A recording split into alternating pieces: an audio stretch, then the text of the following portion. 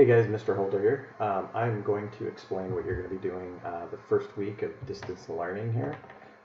We're just going to pick up right where we left off in terms of what we did in the Blue Book, and this first week's stuff is very easy.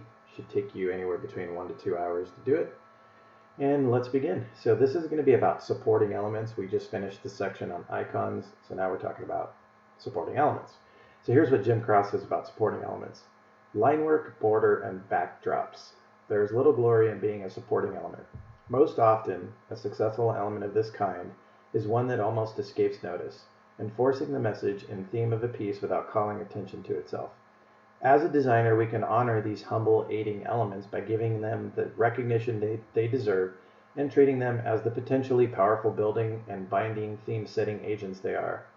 And while the casual observer might miss the subtleties of the supporting background or bordering element, designers ought to keep a sharp eye out for examples of their use, both successful and otherwise.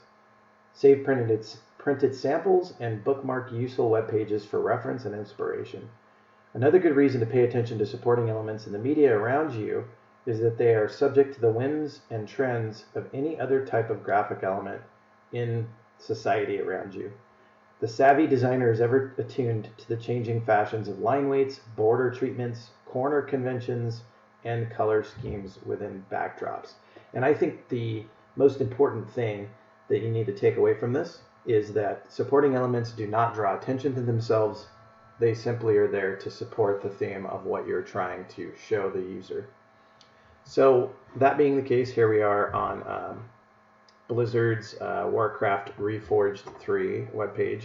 And the reason I'm bringing you here is I think the best way to get this scavenger hunt started, because you're going to be doing a scavenger hunt, by gathering examples of the different supporting elements that we're looking at in this particular section of the Blue Book.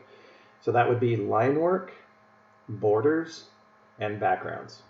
Pretty easy to understand. There's nothing difficult about this, and I think any type of video game website is good to gather examples of this because they're usually very creative, they're very thematic.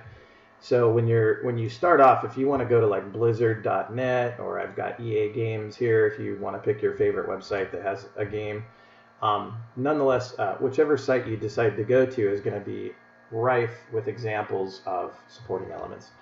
So let's just say I start off with Hearthstone, which is that fun card game that Blizzard came out with, and there's a lot of theme involved. You're playing in a tavern and you're playing cards in the tavern, etc. So what we're looking for are different types of line work and how it's used, different borders and different backgrounds, and trying to gather examples of those. So you're going to use your snip and sketch tool, which is on your Windows PC, or if it's the snipping tool, if you can't find it, you can click down here and search for it there. Nonetheless, you're going to want that open so that you can gather examples. So let's say you're just trying to go for line work. What you want to look for is lines that divide up the pages, like this one right here. It's a perfect example of a line. And what you would do is you grab your snip and sketch tool, pull this up, you would hit new, and simply draw a box around what line you found that you figured was a good example of line work, and then simply hit save, and save that example of that line work to your computer. And then I would call it something like, line work 1. Okay? And then save it to my downloads. And then I continue on, and I'm going to look for some borders, and then I'm going to look for some backgrounds. But you need to get 3 of each. 3 borders, 3 line work, 3 backgrounds.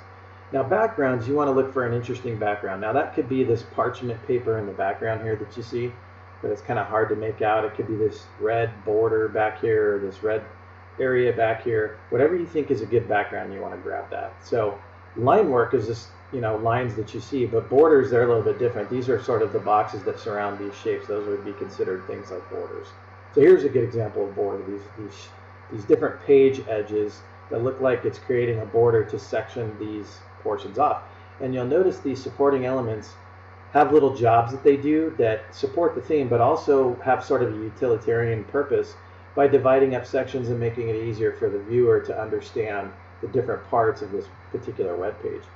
So that's pretty much all you're going to do. You're going to gather 3 examples of each, download all your examples, and then plug it into a Word document.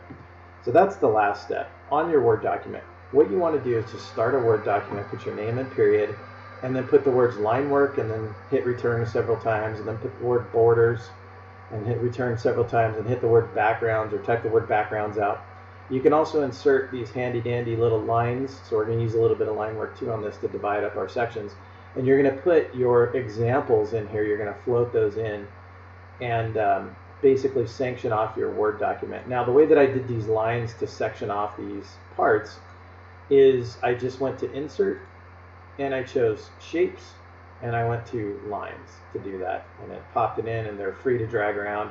The words, on the other hand, are harder to move around, so just type those out like so. And then you're just going to simply click like after the word line work and just say insert pictures. And then you're going to search over to your downloads folder where you saved it to.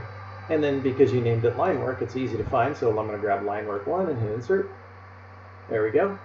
And then it's not going to float or allow you to move it around like it would in something like in Adobe Illustrator. So you want to click this little icon right here and say, put it behind the text. Okay? And then that way you could float it behind everything and also resize it so it fits, because you got to get 3 more for line work. And just stack these up and put them in sort of a small group. And you're going to do the same with borders, and you do the same with backgrounds. So when you're ready for borders, you click on borders, go over to your insert, click on pictures, and then you're going to go to your next one. And if you named it properly, it'll be easy to find. So this is a border, insert. And then I'm going to say float in the background or put it behind the text. And then I can also resize, etc. So that's pretty much all your assignment is this week. Find the examples of those. When you're all done with this, you're going to simply save it. And then after you save it, you're going to click back here one more time and hit export.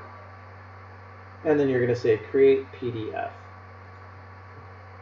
And then save it somewhere on your computer. And you're going to upload that PDF to the Dropbox for this assignment.